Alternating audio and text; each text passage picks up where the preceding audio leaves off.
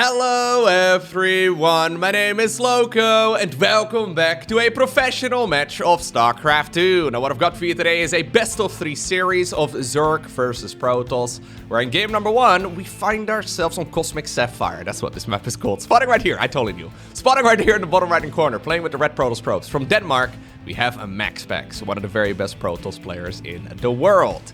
His opponent in the opposite corner with the blue Zerg drones. He's from Italy and he goes by the name of Reynor. Reynor? Sending out a drone already at the start of this game. Now, we don't actually drone scout anymore as Zergs. So, the only reason why we ever see drones moving at this point in the game is because he's up to no good. Now, he just got spotted. So, you know, that makes all of this a little bit trickier. Generally speaking, we see a drone scout this early only if you want to block the Protoss natural by building a hatchery there yourself. This is one of those builds that technically doesn't make a lot of sense, but in a realistic game of SC2 it works out really well, unless Protoss sees it. MaxPax, though, not actually sending a probe down towards the low ground. Okay, he saw it, but he didn't see. Maybe he was autopiloting, or maybe he was all tapped out, maybe changing his music volume or whatever, but he actually did not respond to seeing this, well, drone on the other side of the map that now turned into a hatchery here, and this is rather annoying. MaxPax, though, decides to respond by going for a double gateway right over here together with a Cybercore. Usually what we see is 4 probes down towards the low ground. We're not seeing that. And usually what we see is 1 chrono-boosted Zealot as well. I don't know if this is the correct response here, MaxPax. It's well established at this point that 4 probes is the conventional thing. 1 probe and 1 Zealot. I guess he's gonna go double Zealot with double gateway? I'm not exactly sure. Okay. I think Reynor is saying to his opponent, yo, you gotta play 1 base. And MaxPax is like, you know what? Brilliant. Love everything about it. He decides to go for a Cybercore upgrade right here, so he's gonna get the Warp Gate going here eventually. And he also went for a proxy pylon on the other side of the map. Now, you can't warp in here until you actually finish up that Warp Gate research. I would love to see a chrono boost on that. Reynor actually now seeing this additional gateway being added on as well on his side of the map. There was a cancel right there on that 1 drone over here that was building the hatchery. Oh, well, he's thinking about going back down once again. I don't know if you can actually afford it, though. Yeah, he's thinking about it. I don't know if it's that great of an idea, because he's gonna have to start investing into making sure he doesn't lose the game.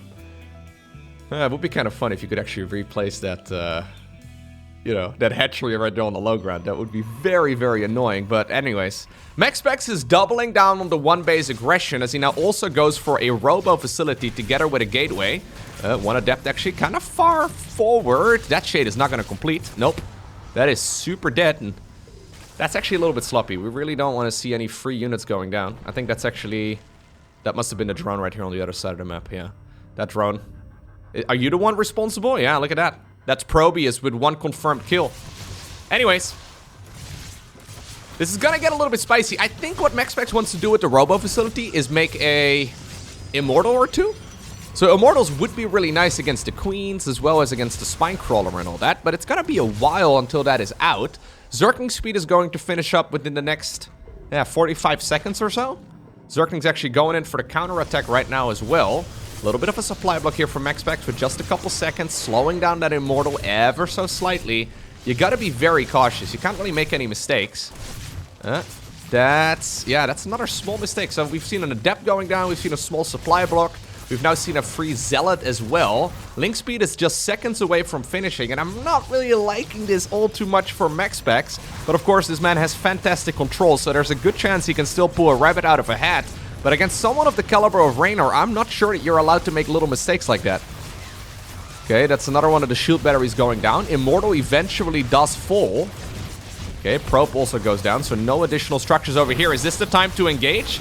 Force fields are used to slow down the advancement right there of the Zerg army, but this is a massive commitment here from MaxPax. And so far, it's honestly done very little. He hasn't even killed a single worker just yet. I mean, I guess he's forcing out a lot of Zerglings, so that at the very least is slowing all of this down. But now there's no more force fields available either. So the Zerglings get a wraparound. Additional Adepts do get warped in, but I think that everything here is going to get picked off. Yeah, maybe they can get into the main base. If they can get into the main base, that would be nice, but... Okay. One of them eventually made it, and he got a drone! Yes! He got a drone, ladies and gentlemen, at the cost of only all of this, plus, well, all of those structures. Okay. Now, that's what I do love about the proxy hatchery shenanigans, right? Even though it may not necessarily be the best build order to go for, it creates these crazy games that we don't normally see. Honestly, this is a scary amount of Zerglings. There's actually drones right now on the back of this. Reynor is not really finding a whole lot of contest, though, on the other side of the map right now. Yeah, he's gonna get both of those gateways killed. Ooh, good force field. Flawless force field right there from MaxPax. I think if there would have been... Okay, he actually has another ball over here, too. I think if he would have just flooded Zerglings right now, there's a chance he could have won the game. But that's not happening. Yeah, Reynor looked at this. He's like, you know what? I'm kind of low in the worker count. There is a chance my opponent has expanded on the other side of the map. I need to get my drones going, and that's exactly what he decided to do. And now MaxPax is pretending like nothing's happened, and he goes for a Stargate inside of his own main base. Reynor doing the same thing. Well, okay, the early game was a little bit chaotic. Zerg certainly got a nice advantage out of it, but he decided, you know what? Let's just play a normal game moving forward right now instead. We don't really see this sort of opener too much at this level of play. Like, how do I say this without sounding like a total douche? I don't think I can. Generally speaking, we only see proxy hatcheries at the professional level. Like, if you think about the professional level of StarCraft 2, there's like different gradations of pro gamers, right? And we only really see the proxy hatchery stuff, at least, you know, until today, I guess, at like the lower end of the pro gamer tier. Nah, sloppy stuff, man. Honestly, yeah, not the micro that we're used to from MaxPax. Maybe thrown off of his game just a little bit. This particular series was played as part of the Champions Cup, so there was $15,000 on the line for this tournament overall, and maybe there are some nerves here at play as well. Obviously, Reynor has been, you know, Reynor is not an old man by any stretch, but he certainly has a lot more tournament experience than MaxPax, who I believe turned 18 earlier this year. MaxPax, that is. MaxPax has not actually gone to any offline event yet, which it still boggles my mind. I really hope that one day he decides to go, but anyways, he's super good, but maybe he does lack some of those tournament experiences that Reynor does have, because Reynor is playing a stellar game here, not really missing a beat, and MaxPax making a couple of slip-ups here and there. Okay. No way. So let me get this straight. We had a proxy hatchery inside of the natural of the Protoss. Then Protoss decided to go for a proxy on the other side of the map, being forced to play one base. Then all of that got shut down, and MaxPax is like, you know what I need? I'm gonna brush out a fleet beacon now. Zerg is going Baneling Nest and Roach Warren and all that. Reynor is playing the lowest tier of Zerg units here. Whereas in the meantime, on the other side of the map, MaxPax is looking to go for carriers or Tempest or whatever. Yeah, it's gonna be double Tempest production. Honestly, not bad if you... There is a good chance that Zerg is going to respond to this just by going for a ton of Lings and Banes and Roaches, trying to end the game. And obviously Void Rays and Tempest are going to be able to shut down that sort of Zerg all-in pretty well. But sadly, right here for MaxPax, there's also a Spire on the production tab. So Reynor really not skipping a beat. Playing an excellent game of Zerg versus Protoss so far. He's got a lot of units. I think he probably wants to try and see if he can cancel the third base. Double Overlord drop coming up as well. Oh, Reynor is going to send across the Queens. Okay. Yeah, so Reynor wants to end this game here very soon. This could get a little bit awkward. So Tempest at this point are spotted. Do you really? Do you really want to load the Queens into Overlords though? And then fight Tempest with them? I'm not convinced. Two Adepts over here, by the way, getting a lot more damage done than that entire bit of aggression that was over here earlier. Anyways, let's not talk about that part anymore. It's irrelevant. But look at the army values right now, though. Yeah, GG is cold because MaxPax looks at that force and he realizes there's really no way to finish all of that off. I mean, maybe he could kill all of those Zerg units from a distance using the Tempests, but by the time he pulled that off, the third Nexus would certainly be dead. Game number 2. Inside and out. I saw Reynor's camera here on his opponent's natural. Are we gonna do the same thing again? Because I would love to see that, but nah, I don't think we're gonna do that again. Nah, you'd have to send it a little early. Anyways, is MaxPax bothered by that at all? Probably not too much. That was a game where we just had two guys having fun, right? There was clearly a lot of enjoyment in that match. I mean, a couple mistakes were made, and in the end, the better player ended up winning. It happens. You can't really prepare for a series like that as well, other than by grinding a gajillion games and, you know, being in uncomfortable situations many times, but yeah. Reynor ended up getting the upper hand, but I don't think that should really bother MaxPax all too much. So actually, let me have a quick little look at where these guys are currently ranked according to Aligulek. So MaxPax currently the rank 8 in the world overall. Again, with a little asterisk right next to it because he's never actually been to an offline event. He's never really won a tournament either, as far as I know, like none of the big ones anyway. So yeah, he's very good, but if you compare it to the other guys in the top 10 list, he's not quite at that level. Reynor, he's been the number 3 in the world for quite some time. Generally speaking, Sero and Maru are at the very tippity top of that list, and then Reynor is right below that. Obviously, there's been times where he's been second and times that he's been first, but usually I think it's, yeah, it's been accepted in the StarCraft community that Reynor is right around that 3rd place position. Anyways, let's see. So far, everything's normal. Yeah. I've gotten in the habit of skipping the first couple minutes of a Zerg versus Protoss whenever I'm casting the games, but I figured I'm not gonna fast forward after seeing that shenanigans in game number 1. At least when I'm casting like a best-of-5 or a best-of-3 series like I am today.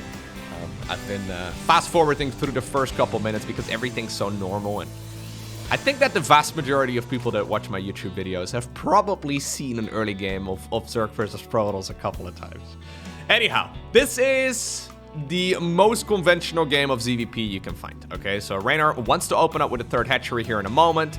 His natural got blocked because of that very fast probe scout. It's a little bit annoying because now the queens are not going to be able to help one another out. And the Zerglings can't really get across as easily until the bases are connected with creep and until link speed is done. But the Zerg players at this level have a lot of experience playing this exact style, so they shouldn't really be all too bothered.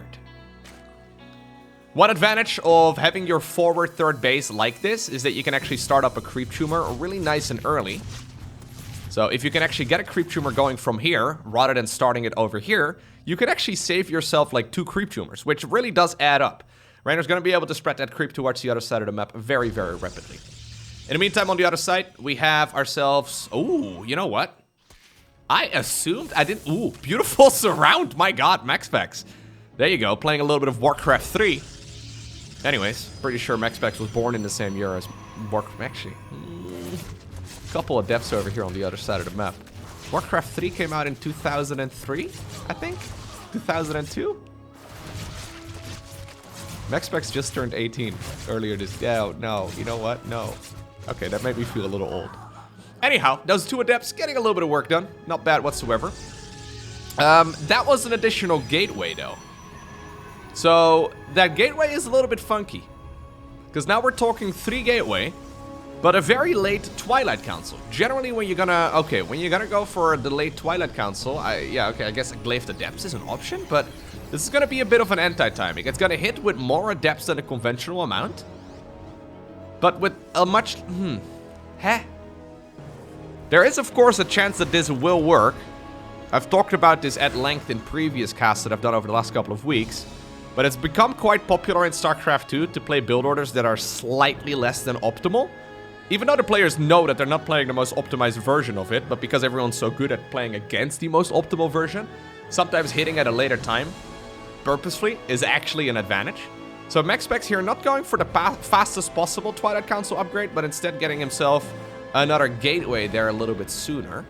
As long as Reynor just keeps up the Zergling production right now, and maybe a couple roaches in a moment as well, I think he should be fine. This is mostly going to be an all-in right now, though. Ooh, actually a very, very committed adept push. Which is kind of funny, because it's a late adept play. Huh. So, yeah, normally if you go for an adept opener and you want to transition out of it, you go for 4 gateways. 4 gateways is what we see most of the time. Maybe with 3 you could pull it off as well. We are now going up to 6 gateways here, which is a very respectable amount, but not quite at like all-in territory. Normally with all-ins, we see 7 gateways or even 8. So 6 gateways, a delayed Twilight Council. This is definitely something that MaxPax has been practicing, although he hits the little supply block again. 70 out of 70. Not ideal. Bylon is going to finish up eventually. Ugh. Those are painful supply blocks, though. Reynor did squeeze out a couple additional units, but he should have quite a lot of army. A lot of that army is currently caught up on the other side of the map, though. Zergling's trying to go in for the counterattack. Natural here in a little bit of trouble right now, and these Adepts with Glaives, they've got significantly more attack speed than the conventional Adepts. They are looking to just kill as many workers as possible, and so far they've already killed 8. Adepts are warped in at home as well to prevent those Zerglings, and the Zerglings are now running back home. I actually think the Zergling counterattack, while cute and while theoretically maybe fine, it's not really working out that well here for Reynor. I mean, forced some warp-ins on the other side of the map, but I feel like he really needed those units at home. 18 drones have just gone down, and this is what I'm talking about. This is like a funky little opener that we theoretically don't see that often. I don't even know if it's that great if you were to execute it on the ladder, but this may very well be one of those builds that, like, someone who is not as comfortable playing against the most optimized version of this will actually probably feel more comfortable playing against this than Reynor. Does that make any sense? That made sense in my head. Anyhow, Reynor's looking at very small, very specific tells when he scouts his opponent, and he's like, okay, well, if you're not attacking just yet, it must mean that you're not actually gonna be attacking me, right? So I can squeeze out a couple more drones again. Whereas, like, your average, like, Master League guy will probably be like, okay, I'm making non-stop army until I see this army coming out. Anyhow, now it's actually working out quite well, although it's not quite been critical damage just yet. Dark Templar, though, are gonna be on the back of this. Obviously, a Dark Shrine is an excellent follow-up from Glaive to Depths, because, well, you can snipe the detection here, and there's a couple of those laser boys. No, these are invisible men, Lowko. Laser giraffes, invisible men. At this point, I've essentially given every StarCraft unit a nickname.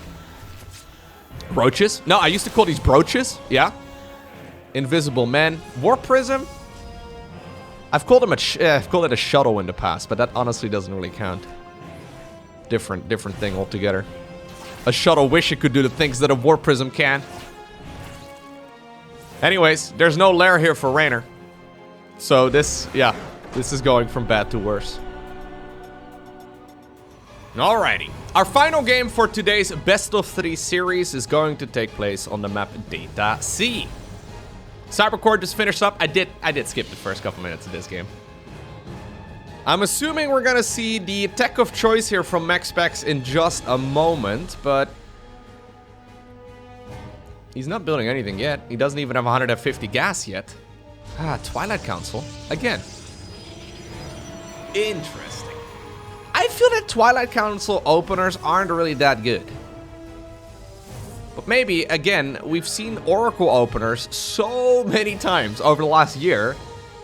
Guys like Reynor are maybe just a little too good at playing against Oracles, so Protoss players are once again deviating from what they, well, have established themselves as the standard. There hasn't been a lot of Twilight Council play over the last half year or so, so maybe, maybe going for those builds once again can really throw the Zergs off quite a bit. But it felt like that the Twilight Council could have been done a little bit sooner, no? Nice little bit of skirmishing over here. Okay. This time around, it's quite a bit faster. Still not the fastest possible Glaives research, but yeah, I could have probably shaved like 4 seconds off of that one with a little bit of optimization. Anyhow, it's gonna be a Twilight Council nonetheless, and now he's once again gonna go for the Glaives research. So Glaive to Depths, they were very, very popular as an opener back in, I want to say 2020-ish. We used to see them quite a bit, and obviously when, well, Legacy of the Void first came out, nobody knew how to respond against Glaive to Depths. But I feel like the last time that they really were a popular opener in this matchup were before the Void Ray era. So maybe it was even earlier than 2020. It really has been a while since Zerg players reliably played against that 4-gate version of this build on the ladder, like, frequently.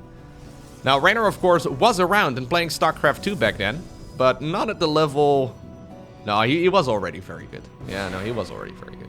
Anyways, it's a bit of an older build for sure, though. So maybe there's a chance that, yeah, MaxPax has seen something here in Reynor's defense that he thinks he can exploit, and you may very well be right. Robo Bay. Really? Okay.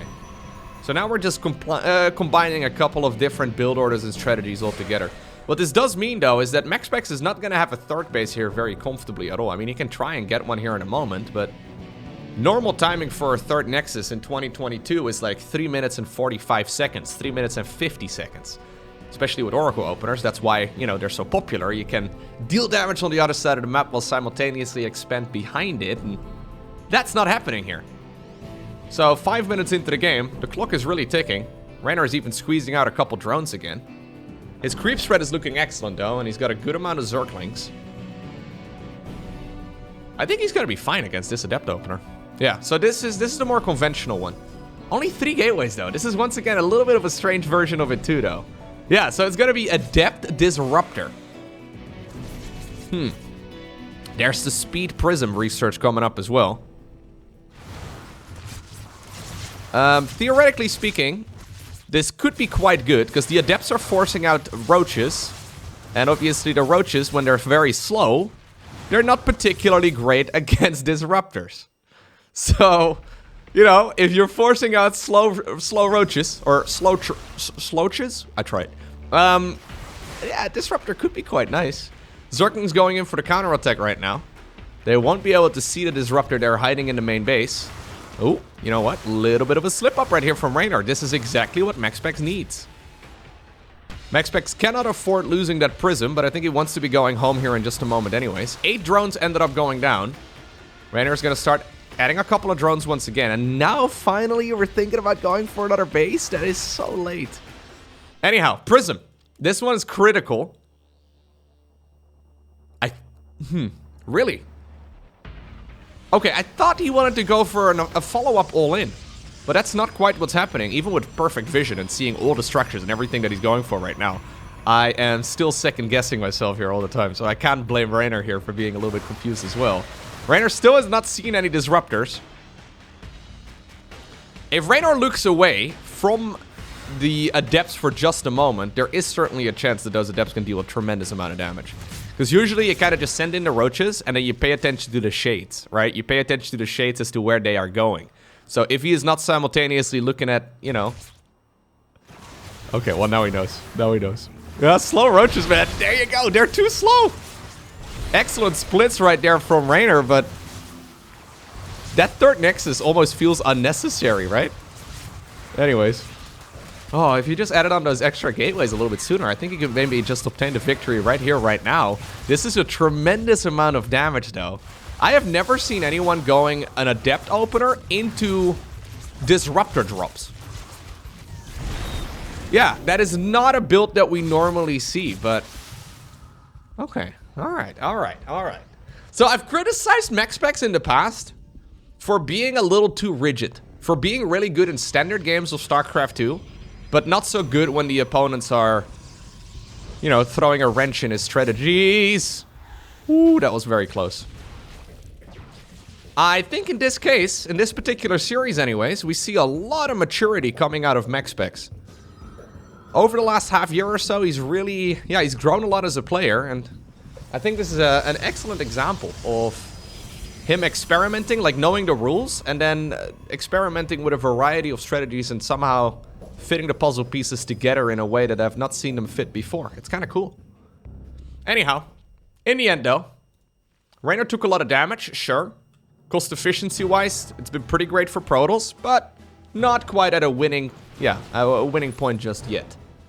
This is definitely a little tricky though here for the Zerg. There go the Disruptors once again. If that Prism would have gone down, that would have been a problem. Surprise. Okay, not bad. Roach speed is still like 20 seconds away from finishing. Ooh, Reynor wanted to go around, but it's not gonna happen. Blinky Stalkers are already done, and now we're gonna go into a 4th Nexus. So the 3rd base felt very late.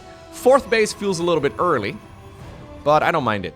The creep spread, by the way, here has been really nice for Reynor. That's been allowing him to, see these units like, he knows that the army is coming, right? Before he really needs to respond, which is excellent. Really easy, especially when you're under a lot of stress, to forget about such moves. But anyways, even though he saw this army coming in from a mile away, he may very well end up losing this 4th hatchery here regardless. There's Brenda going to the surface of Data C. Zergling counterattack on the other side of the map, also getting cleaned up. And this is starting to look really bad right now for Zerg. That 4th Nexus lives, 4th hatchery dies. Zerg is pretty much always the race in this matchup that is at least 1 base ahead of the Protoss. And now we see the exact reverse. MaxPax doesn't even need to keep pushing here. Honestly, I wouldn't mind it if he just decided to go back home, but I think that MaxPax right now is smelling the blood in the water here. Does he have enough to just obtain the victory straight up? It's Stalkers and Disruptors. A unit composition that we normally see in Zerg versus... Or sorry, in Protoss versus Protoss. Not really that common in this particular matchup. I mean, you can play it as well in Protoss versus Terran, I suppose. And evidently, it's not terrible against Zerg, but...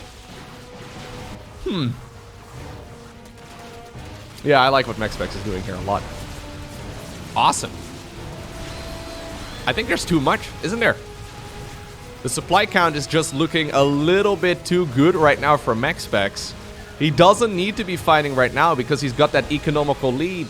But he's thinking, you know what? I could come back and win in a couple minutes from now, and maybe that's not a bad choice, but what about I just win right here? And there it is. MaxPax is indeed the one who obtains the victory.